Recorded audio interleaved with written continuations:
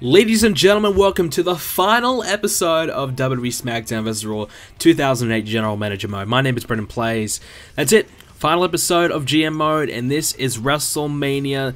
This is the last one. This is it. It's been a long series. It's taken quite a long time to actually get through it all, and all 60 episodes have been a blast, that is for sure. So that's the ratings. That's where we sit at. Unfortunately, there's really not much more we can do about that, but we had a pretty good run. I've definitely enjoyed it.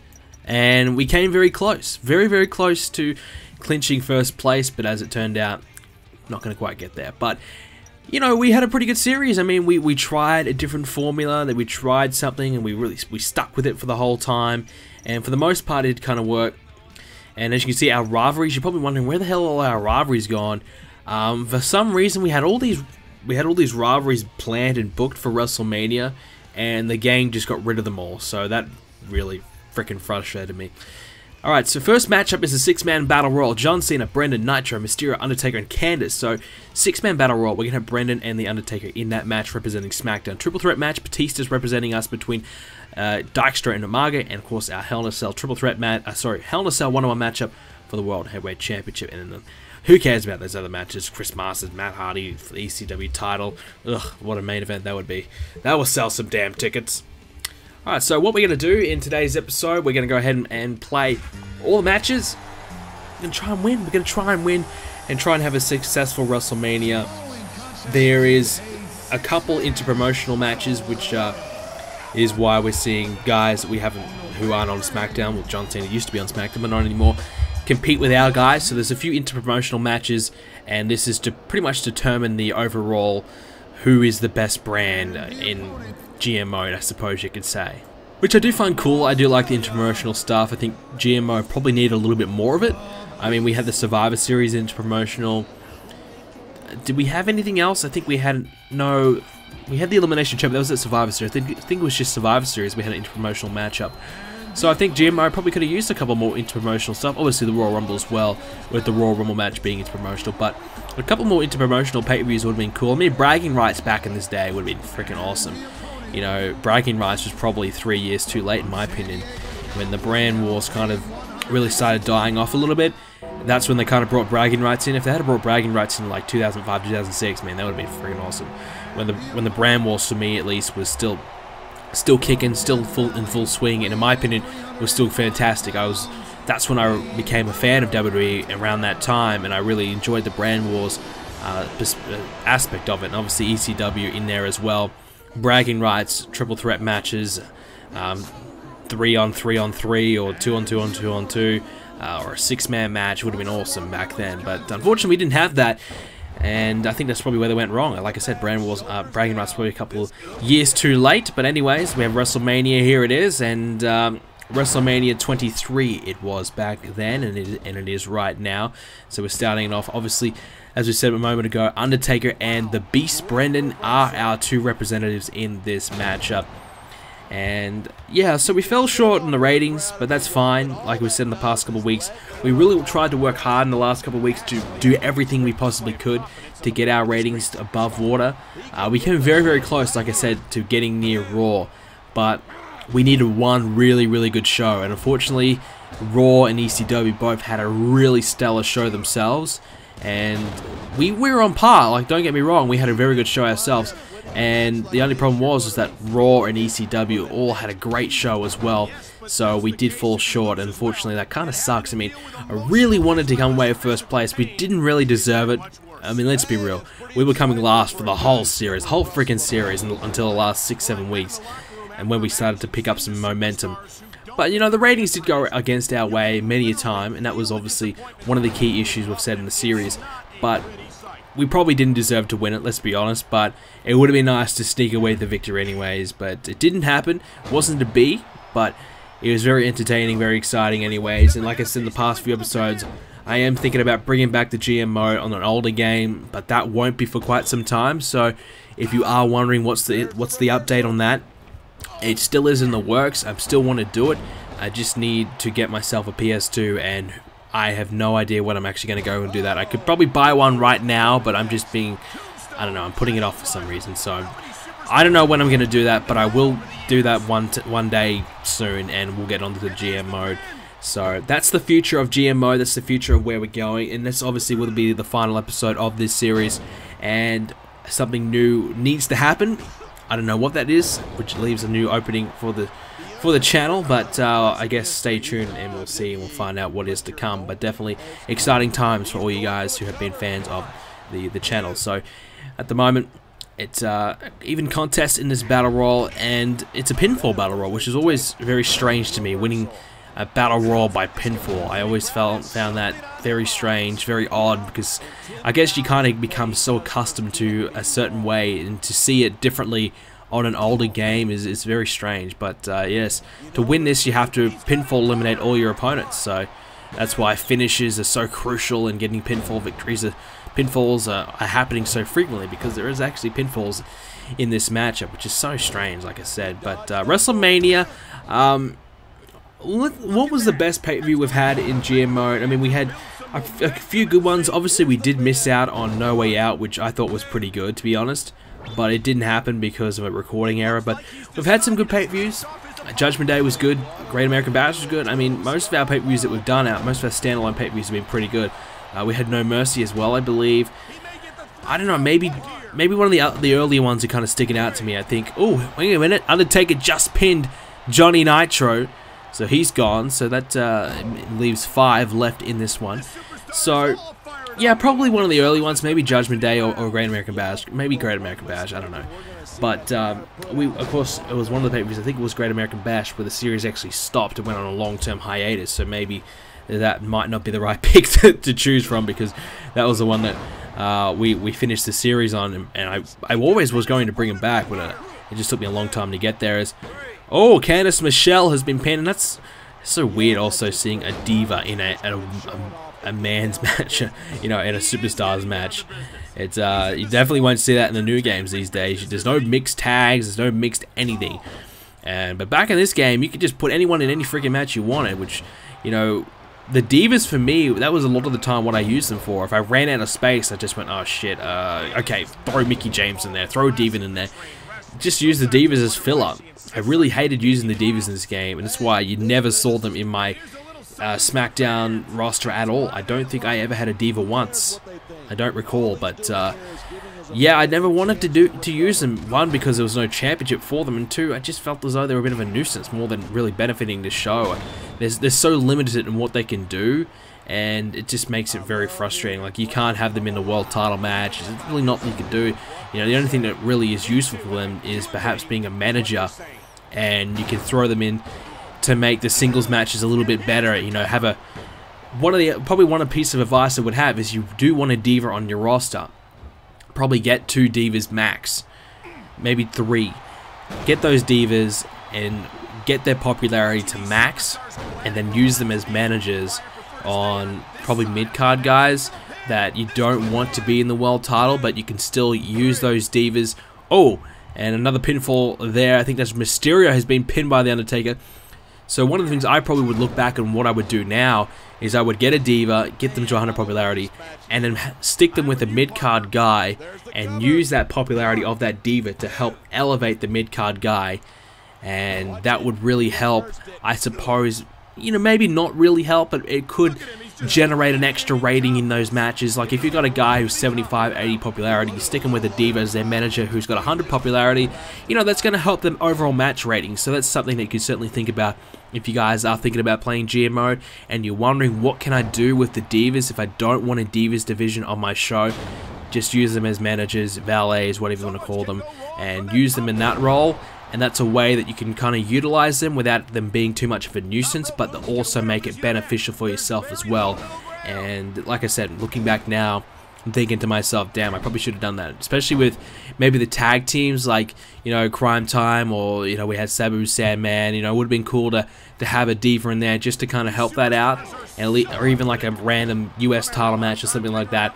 You know, just to have a Diva in there with really high popularity, help that out. And hell, if you wanted to do it, you could also have a one-on-one Divas feud. So let's say you had, I mean, who's 2 Divas? Oh, God. Mickie James and Kelly Kelly. I think Kelly Kelly. Yeah, Mickie James and Kelly Kelly. Let's say you had those 2 Divas, and you had them 100 popularity each. You could always do the Mickie James and Kelly Kelly rivalry, stretch it out for 12 weeks, you know, make it a big rivalry, make it big and, you know, awesome. And if you wanted to get rid of one and bring in another one and do it all again, you could always do that. It's another extra slot on the card that you could use, but also you can always bring them in as managers and, you know, use them that way as well. So that's some little piece of advice I have for you guys if you want to go ahead and do that in your GM modes. And let me know if you guys are playing GM mode still, and like what, I don't know, what kind of things have you found playing GM mode that has really helped you? Because obviously, like I said, I'm thinking about playing GM mode again on a different game, so I'm kind of thinking, where have I gone wrong in this series and what I can do? Like next probably series I may do that Diva thing. I probably will sign a Diva. Maybe I'll probably play as Raw next time actually. I won't play as Smackdown again. But I'll probably play as Raw next time and utilize the Divas more so in that way, rather than trying to make them full-blown Divas division. Because a lot of the time, especially on the older ones where you have 06, 07 to the bigger rosters, you know, you have more male superstars that you want to use, so you're going to probably want to tend to use them more so to the Divas. At least I'm guilty of that. So the Divas aren't a huge priority for me.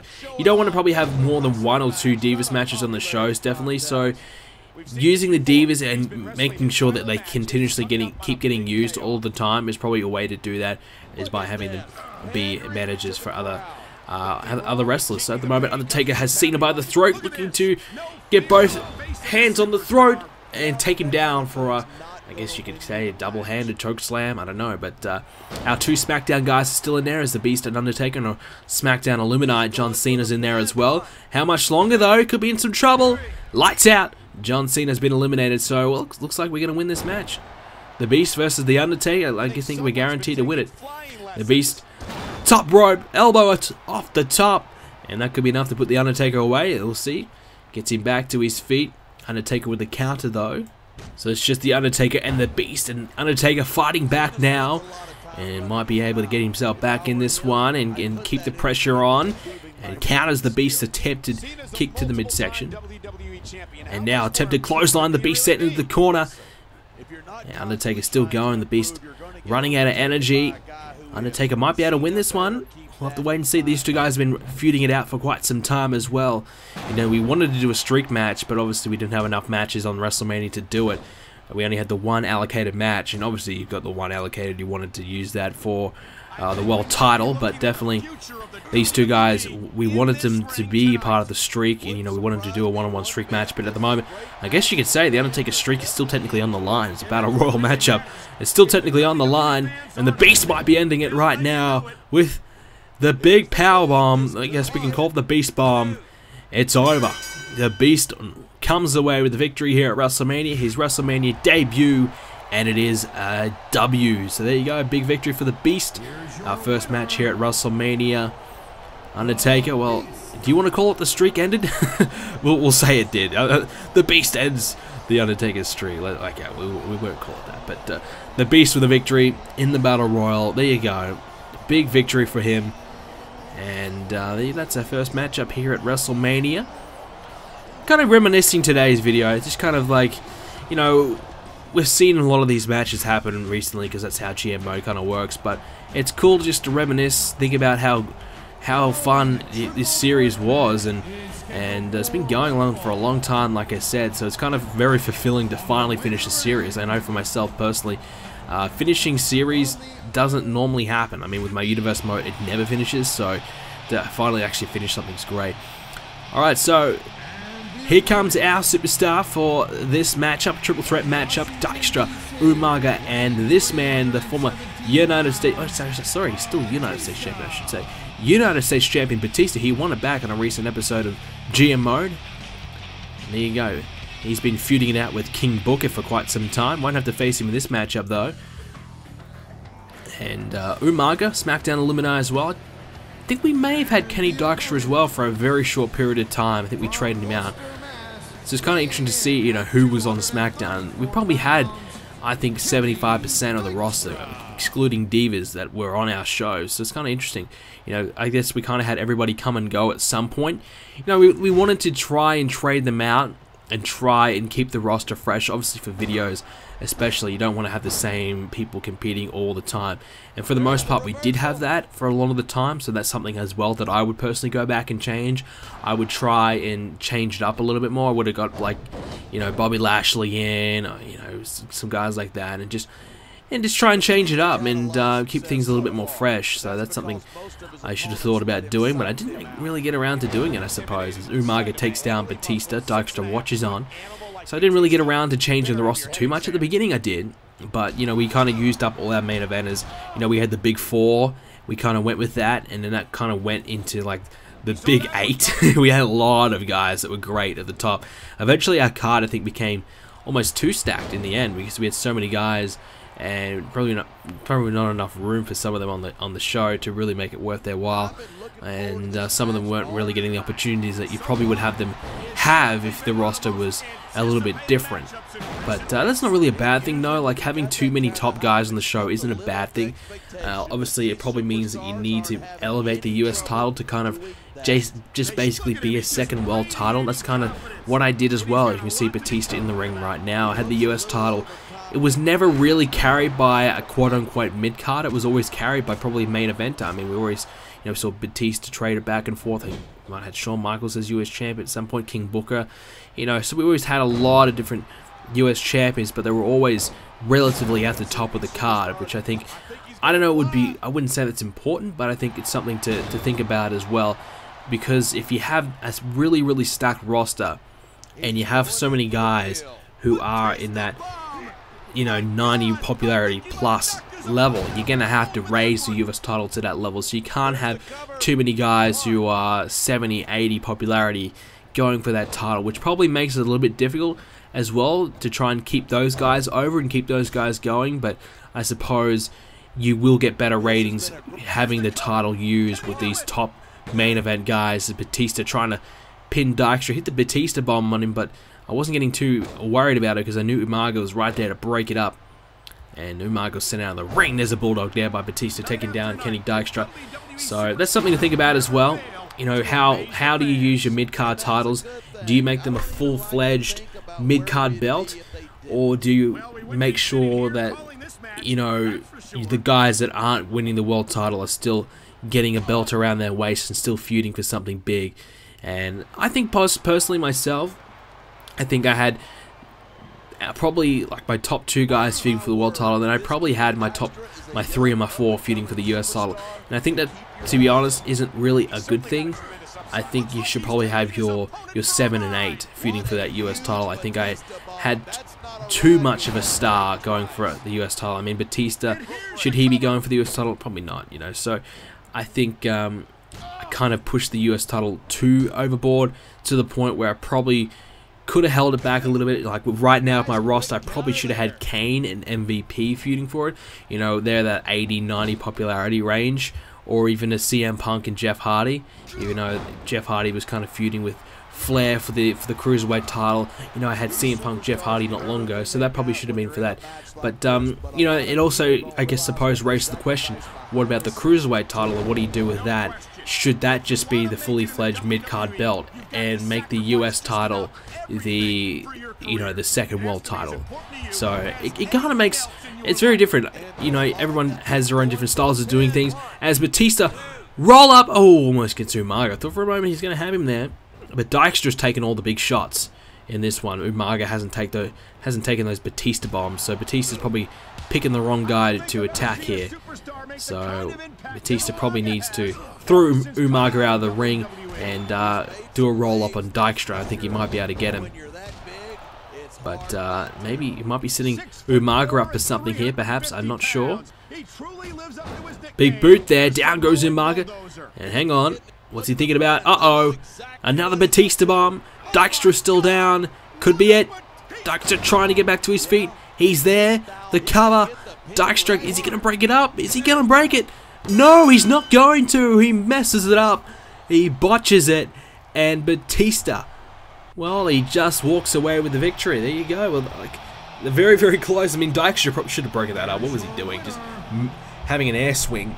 Couldn't even kick Umaga. I mean, that just goes to show how good of a wrestler he was. He couldn't even kick somebody. But there you go, Batista comes away with a triple threat victory here at WrestleMania. One more match to go here in this episode of GM Mode, and that will be our big world title matchup. It is the World Heavyweight Championship on the line. It'll be Edge and Triple H, and it'll be Hell in a Cell match. I think we've always got to have a Hell in a Cell. Like, that's kind of like customary. If you want to have a big match, especially at WrestleMania, especially on the pay-per-view, it's got to be Hell in a Cell. You only get to use Hell in a Cell at pay-per-view times. And to me, honestly, I always use Hell in a Cell. I still always do use it. Hell in a Cell or Last Man Standing. I always kind of like rotated between those two. I'm very guilty of doing that. As you'll see, if you go back and watch a lot of the pay-per-views, a lot of the main events are probably Hell in a Cell or Last Man Standing matches. So I just kind of rotated between those. So guilty as charged on that one. I did like to do that a lot. But here is Triple H, and we'll talk about this one. So this one kind of started back when Edge won the Royal Rumble. So Edge, he was struggling for quite some time. He was the world champion for a while. He had a big feud with The Undertaker. He lost that feud. Undertaker went on to win the belt, and then Triple H, he got the championship, and he started to, he was a champion for a while. And Edge, he won the Royal Rumble matchup, and he decided he was going to obviously cash it in on Triple H, and we began that little rivalry. But Edge, he challenged Triple H to a backstage brawl at No Way Out, which you guys didn't unfortunately see. Backstage brawl for the world title. Well, Triple H wanted to put the title on the line to try and get rid of Edge, so he didn't have to face him at WrestleMania. And Triple H did, in fact, lose the match, and Edge became the new champion. Now this is the rematch for the world title. Triple H trying to win back his championship to be the world champion, the final world champion here in GM mode. So interesting equation here. Obviously these guys have met before, so we'll see how these guys do fare. And we've seen them in tag team action a bit lately as well. We've seen DX versus Rated RKO a couple of times as well, which was always a bit of a treat to see, as Edge has Triple H up on his shoulders. Down he goes with a DDT. So I think probably Edge and Undertaker was probably the best feud for the world title in the series. It was certainly the longest one. We had a lot of matches between Edge and the Undertaker. That went on for quite some time, but they traded the belt back quite a few times as well. So that was very interesting to see how that one kind of panned out, but it was always good to do that. We didn't have that many title matches on the show. I mean, obviously recently we've had to do that, but as I've explained in recent videos, we didn't do a lot of title matches just on the standard shows. We did them here and there, like maybe the US or the Cruiserweight title, just occasionally, you know, just to kind of do it. But most of the time we kept it to the pay-per-views. And if we didn't have a pay-per-view, so let's say we had a pay-per-view, because you had to wait 2 months between pay-per-views, so you'd have to wait a while. So maybe after the 4-week mark we might do a title match here and there. We didn't do it every week though, like that's what I kind of am alluding to here. We didn't do one every single week. And I know when I used to play GMO, mind you, I was much younger, I used to do a title match every freaking week. And I didn't have any build-up, I didn't have any, like, obviously you can't have any storylines realistically, but I didn't have any build-up to all the title matches. They really meant nothing. So I guess that's another piece of advice I would give, you know, try and make your title matches a little bit more meaningful, try and make the titles prestigious, don't have them be traded back and forward. You know, just, you know, I know it means nothing, and realistically, if you want to have the best possible show, every single week you would put the titles on the line, every single week you'd have a gimmick match, and yeah, that's how you get the better ratings. But having a build-up and having a pay-per-view and having the titles on that just kind of makes the pay-per-view seem a little bit more special, you know, makes it a little bit more enjoyable, in my opinion, just to save those title matches. And I did the same in Universe's mode as well. I don't have title matches very often on the normal shows because, you know, then the pay-per-view is not as special. If you have the world title match on a Smackdown or a Raw, then what's the point of watching the pay-per-view? You've already seen the title match. So Triple H, god damn, he's going ham on Edge at the moment. He's just drilling him into that cage. He's ruthless at the moment. So yeah, I kind of wanted to make sure that I keep retaining the credibility of the titles and keep making them interesting and don't, you know, overdo it too much, even though it would of course lead to better ratings, but for a better show quality for you guys to watch, that was something I also looked out for. So yeah, I don't know if these tips are really going to help you guys, but you know, it's just something I want to share from my experiences playing the game and what you guys can kind of think about it. And obviously if you guys are thinking about perhaps doing your own GMO series on YouTube as well, there's a couple of ideas to think about there. I know a lot of you guys do often ask me for advice, not necessarily on GMO, but on just videos in general. So that's some of the things I've certainly looked out for here in the series. Is Triple H, hits Edge's skull off the steel ring post. Now inside the ring does go Triple H as he meets Edge, who's back up to his feet. And the Hell in a Cell cage is good to see it being used in a match for once. I mean, geez, we never see it anymore. You know, the Hell in a Cell is just a backdrop at this point. But it's good to see, you know, the Hell in a Cell getting a bit more used. And I suppose the gameplay overall, whilst we're on that note, the gameplay in this game, you know, very different compared to the current games. And obviously, if you ever go back and play one of these older games, you will appreciate W2K15 for the gameplay and the match gameplay itself. It's so much better in those games, but you know, just some of the things, I suppose, I don't know. I mean, is this game technically better than the newer games? I don't think so. I mean, is GM mode a great game mode? Yes, definitely. Would I beg for it to be on the new games? Yes, definitely. But certainly gameplay and obviously graphically wise, you know, the newer games are much better and they play a lot better, and the CPU matches are so much better in the new games as well. So, you know, I do have to give credit where it's credit is due. Obviously, you go back and play these older games, nice DDT there, you will appreciate that.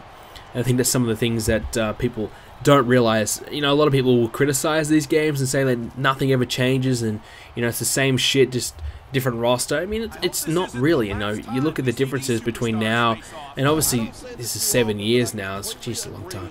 It's 7, 8 years, so it's obviously you'd have to expect a lot of difference, but there is a major difference. It's a huge leap.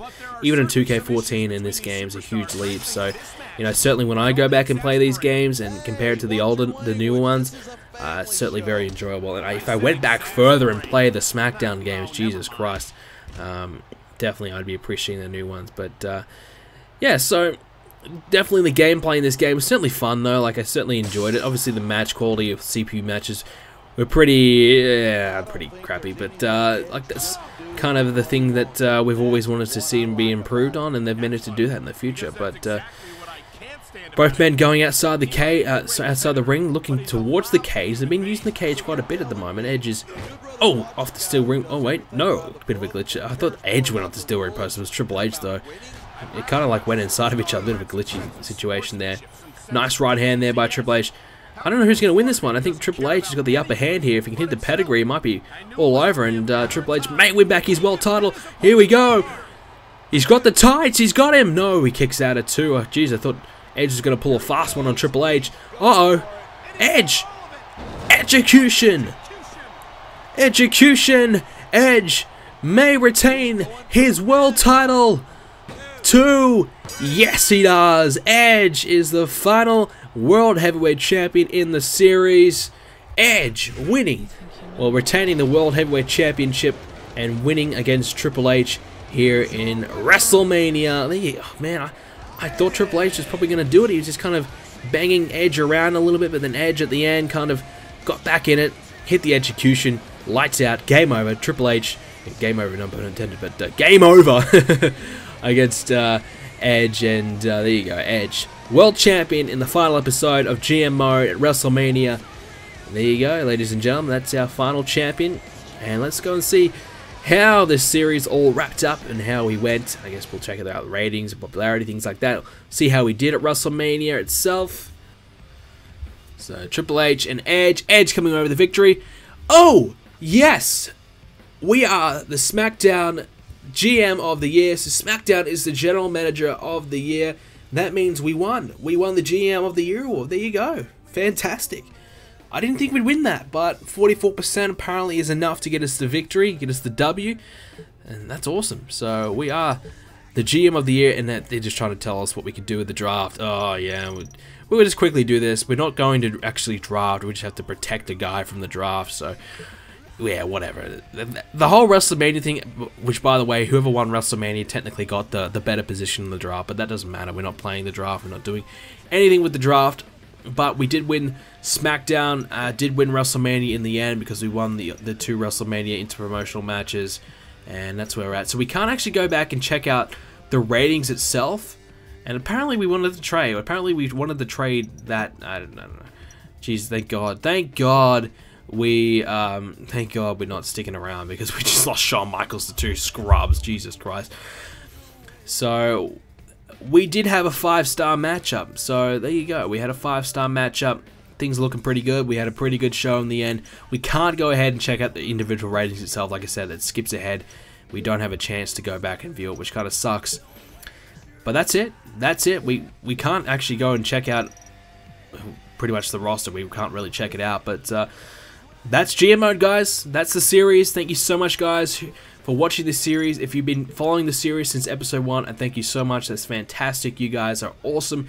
And I hope you guys enjoyed the series. And if you did, make sure you leave a like in the video to show your gratitude. And if you want to subscribe to see more GM modes, whatever game, 06, 07, or an old Smackdown game, I don't know what I'm going to do next, but some more retro WWE gaming, make sure you hit the subscribe button, and I'll definitely be getting to that in the future. Thank you so much, guys, for watching, and I'll see you all next time.